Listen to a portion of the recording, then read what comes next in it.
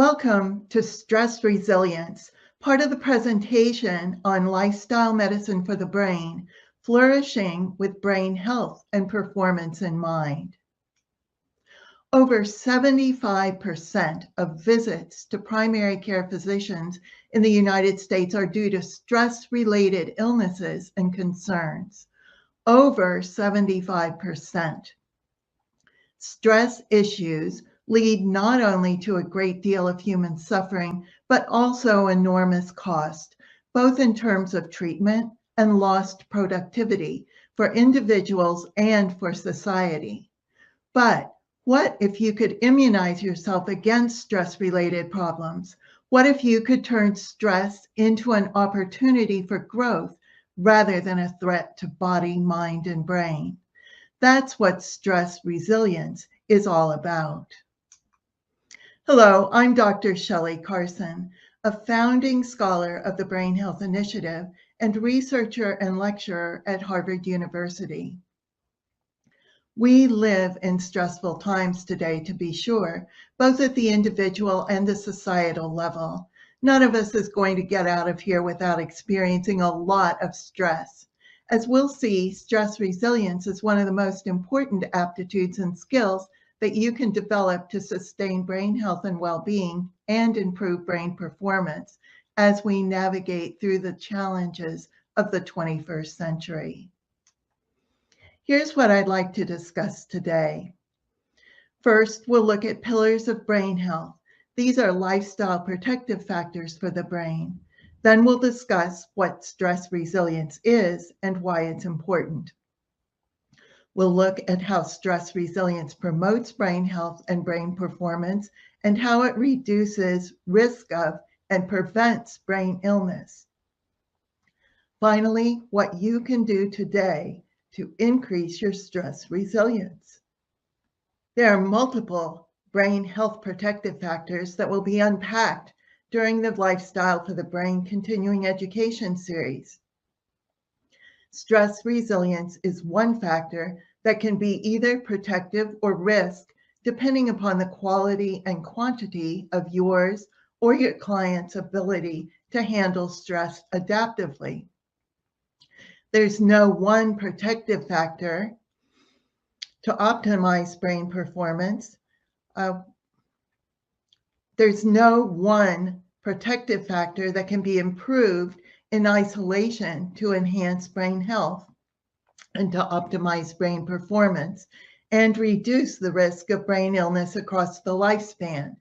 Protective factors can be tracked through screening assessments, and adopting a holistic approach to a brain healthy lifestyle leads to the best results. Now let's look at stress resilience. The term resilience comes to us from the domain of physics, where it refers to an object's ability to return to its original condition after encountering a stressful force. A rubber ball, for instance, is highly resilient because it can change shape when it encounters a stressful force, such as hitting the floor or wall, but bounces back to its original form almost instantaneously. For humans, stress resilience is the ability to recover or bounce back psychologically after experiencing stress, adversity, or trauma. And there's truth to the old adage, what doesn't kill you makes you stronger, because in many cases, humans are capable not only of bouncing back after adversity and stress, but of achieving personal growth during the process. So we can say that in many cases, it's possible not only to bounce back after a stressful experience, but to bounce forward. Our definition of stress, then, stress resilience, is the individual's ability to exhibit positive adaptation within the context of significant stress or adversity. While some people are naturally more resilient than others, it's possible and truly desirable to develop this ability through training and practice.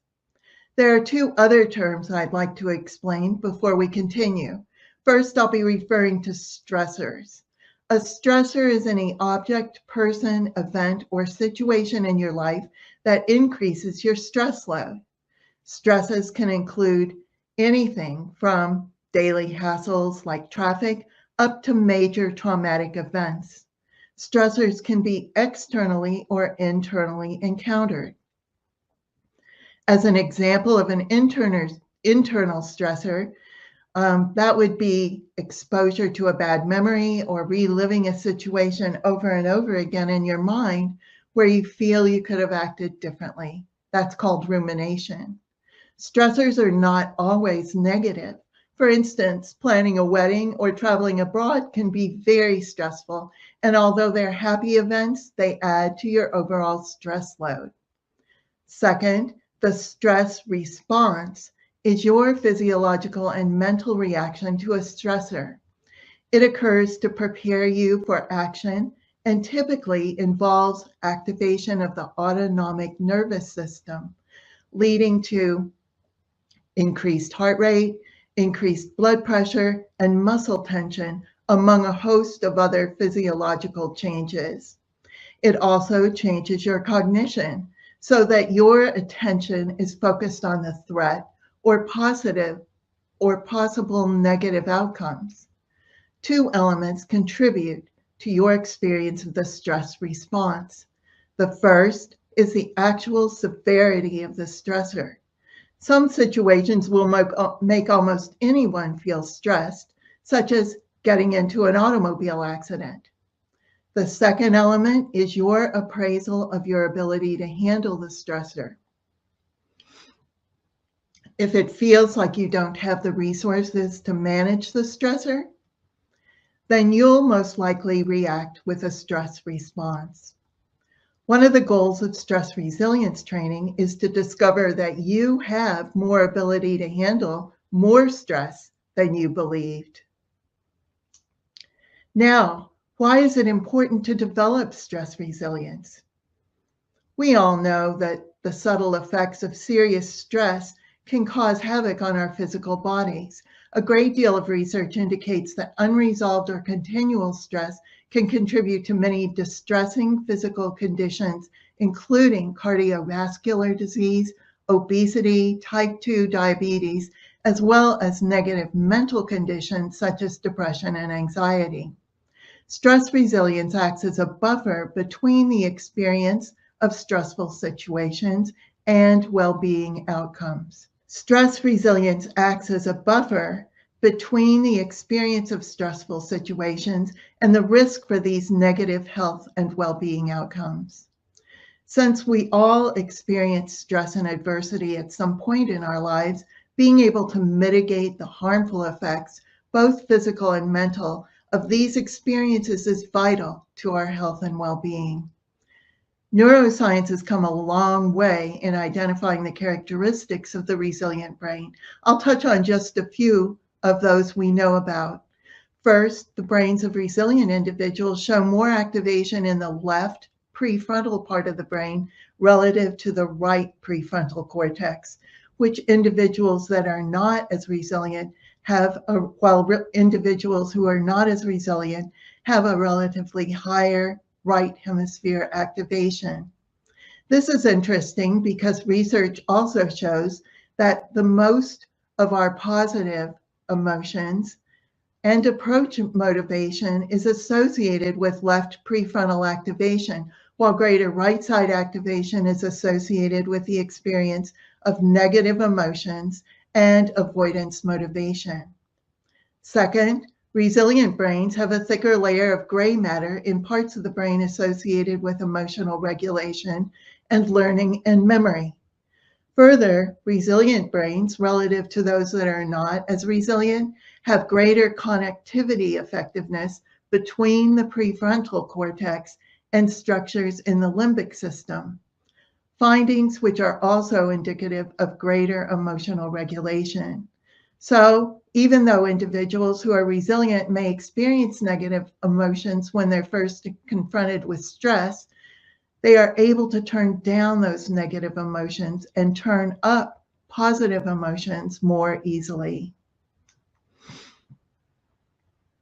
Stress resilience promotes brain health in a number of important ways.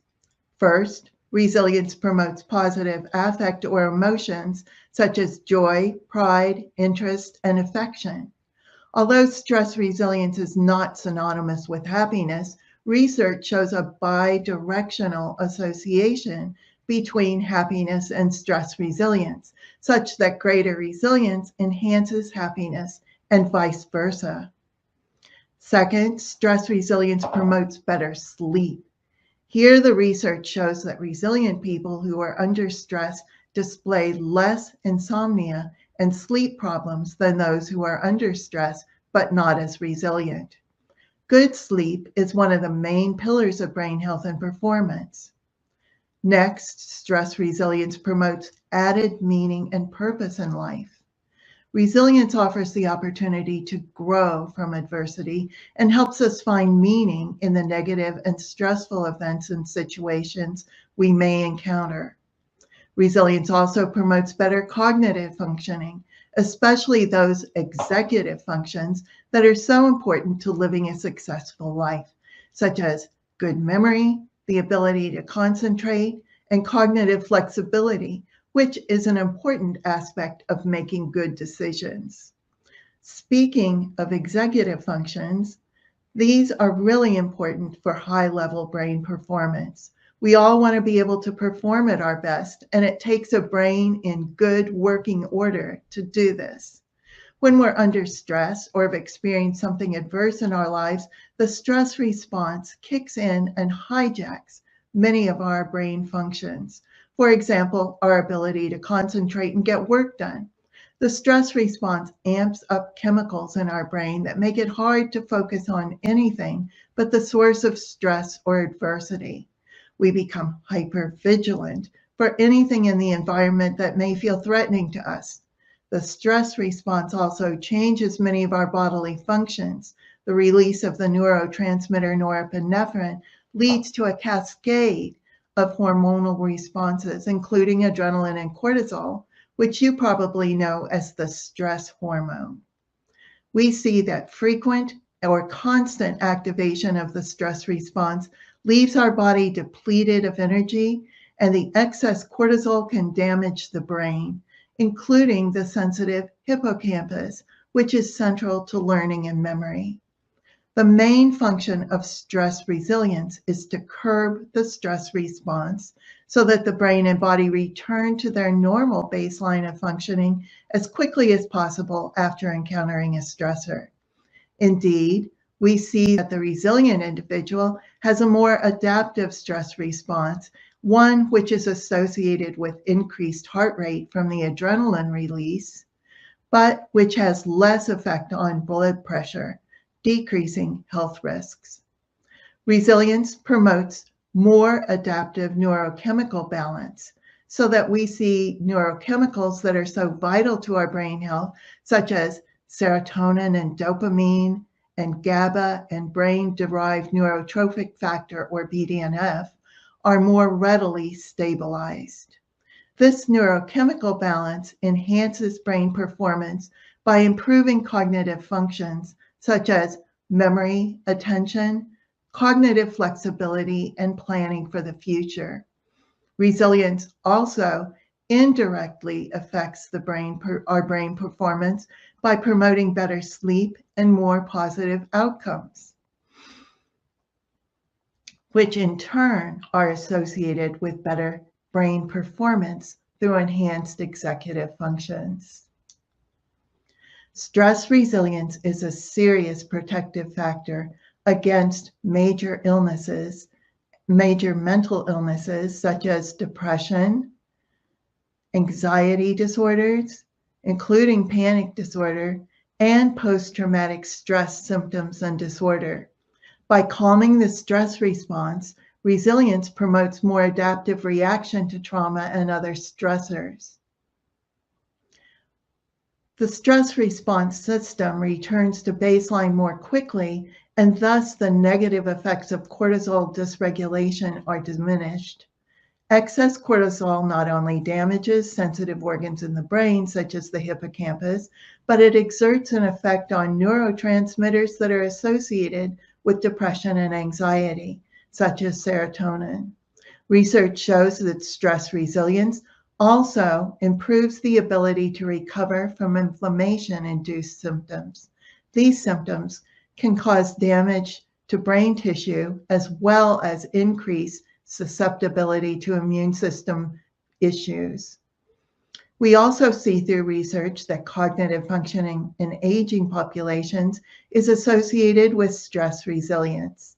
This protective factor against cognitive decline may be in part a result of lower depression and anxiety, as well as lower inflammation in resilient seniors. Finally, stress resilience has been shown to be a moderator of the severity of symptoms in Parkinson's disease. Altogether, stress resilience has proven to be a significant pillar of brain health and performance and protection against a variety of brain-based illnesses. Now, what steps can you take to increase your stress resilience? Learning how to manage your stress is a big factor. The first step is to actually realize when you're under a serious amount of stress. Many people go through their days in a chronic state of stress, but because they're so used to experiencing the stress response, it just feels like business as usual to them. In the meantime, cortisol and other stress hormones are coursing through the system and potentially causing brain and health damage. There are two things you can do to recognize your level of current stress. First, self-monitor by using the concept of a stress thermometer like the one pictured here. On a scale from 0 to 10, with 0 being totally calm and 10 being completely stressed out, where are you right now? Check in with your stress thermometer several times a day and begin to note patterns that in your fluctuation of stress level. Second, determine your unique stress profile. Even when we're not aware that we're under stress, we're giving off cues to our distressed state. You may experience certain physical signs such as headaches or skin breakouts. You may experience emotional changes such as irritability or emotional numbness. You may notice cognitive changes, such as the inability to concentrate or having racing thoughts. And you may notice behavioral changes, such as nail biting or pacing the floor. Once you've determined your stress profile, watch for these signs in yourself. The earlier you can detect excess stress, the easier it is to take steps to manage it before stress gets out of hand. Next, you'll want to define the source or sources of your stress. Try to pinpoint the exact objects, people, events, worries, or situations that are adding to your stress load. You may, for example, believe that your neighbor who plays loud music at night is a major stressor in your life, when in fact, it's your lack of sleep that is the actual source of stress. And these are two different things. And identifying the true stressor will help you to manage it more effectively. Consider how you're appraising the stressor. Are you categorizing it as a source of threat? A threat to you either in the physical sense or the mental or emotional sense? When you see something as threatening, you're more likely to avoid handling it. One way to change your appraisal is to reframe your stressor from a threat to a challenge. Research shows that changing your appraisal to consider your stressor a challenge actually has physiological effects on your brain and body. It can change a maladaptive stress response into an adaptive stress response, one that enhances your ability to meet a challenge without the negative effects on health. So next time you encounter a stressor, Rather than avoiding it or feeling threatened by it, consider ways that you can turn this encounter into a challenge or opportunity. You can then deal with your stressor by using an adaptive coping style. Actively confronting the stressor and dealing with it through problem-solving techniques is the most effective way to reduce stress. This is called problem-focused or active coping. When you have any control over the situation, using problem-focused or active coping has been shown to enhance resilience. However, there are times when you don't have control over your stressors. And in those instances, learning to control your emotional response to the stressor will enhance resilience. Some of the many ways you can achieve emotional regulation of your feelings of stress include regular practice of meditation, learning deep breathing techniques, listening to your favorite music, and engaging in activities that you find fulfilling. Finally, don't forget that laughter is good medicine. Finding ways to laugh, even forced laughter, has been found to reduce stress and impact cortisol release. To review